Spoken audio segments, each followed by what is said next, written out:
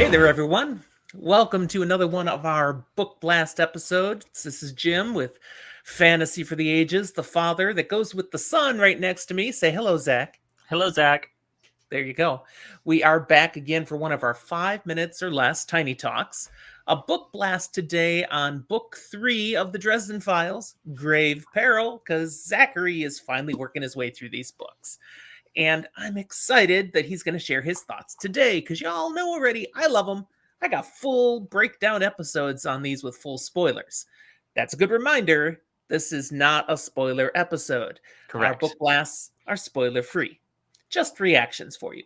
If you like this format, be sure to check out all our other Tiny Talks, book blasts, quick takes, things like that. And the rest of the things on our channel. We hope you'll like this video and subscribe, because subscribes make us all just warm and fuzzy. Okay, So, Zach, that's getting my into the yakking. actual book, What do you think? Grave Peril. Let's start off with a couple of quick things. One, it's a pretty quick read, like all the Dresden stuff so far, at least. I had a day that I was actually able to kind of just run through it because of power outage things. So I literally read this book in a day.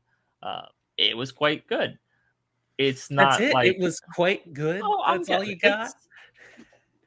It's not my favorite book in the world, but I will say it's my favorite of the series so far. So that is a good thing for the series. It That's so far fair. has continued to grow rather than kind of having a great one note and then trying to hit the same note but being unsuccessful. This one we see an expansion on some of the previous concepts, ideas, and characters that we've seen in the previous books, and things start to take a turn towards a greater story, not just the individual stories that we've been seeing. It's not as self-contained, and this is where we start getting to a point where if you haven't read what's previous or you're not planning to read what comes later, you're missing out. You're actually missing story. There you go. Yeah. It escalates the story in considerable ways now. It's not just what happens in this book, but now, especially like those pages. The ending has some punch.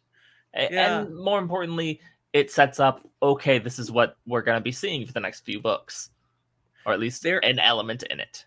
There are some new key characters introduced to the series in these books that I'm just curious. Thumbs up, thumbs down. What do you think of these characters? Michael Carpenter. We meet him in this book. I like Michael Carpenter. I think he's a really interesting character in his own right, and a very interesting dynamic to pair with Dresden. We also, before this, we'd met one kind of vampire. We meet another kind of vampire. Actually, we meet a couple other kinds of vampires here. More or less expanding. And like I said with the previous one, that we have multiple kinds of werewolves. In this, we have multiple kinds of vampires, a lot of these different myths, and we even get bits and pieces to tell us, oh, what we know and love as vampires fits some of these things, but doesn't fit for all of them, and that makes sense. I will say I have not yet seen one of my favorite kinds of vampires, which comes from What We Do in the Shadows. That's a social vampire. It just drains your social battery. It's really funny as a concept. All right. Well, speaking of concepts, though, we do have, and again, we won't tell why, but we have these white court vampires. And I just wanted to know, what did you think of that? That's a very different take on a vampire. It's a very different take, but it's also something I have seen elsewhere. So, like, it didn't throw me off, didn't confuse me. I was just like, I'm down for that. That makes sense. Especially how we've seen other vampire things and stuff. I'm like, that's a logical conclusion. I will say one other thing that we do see expanding on in this book are other worlds, kind of more glimpses into some of that.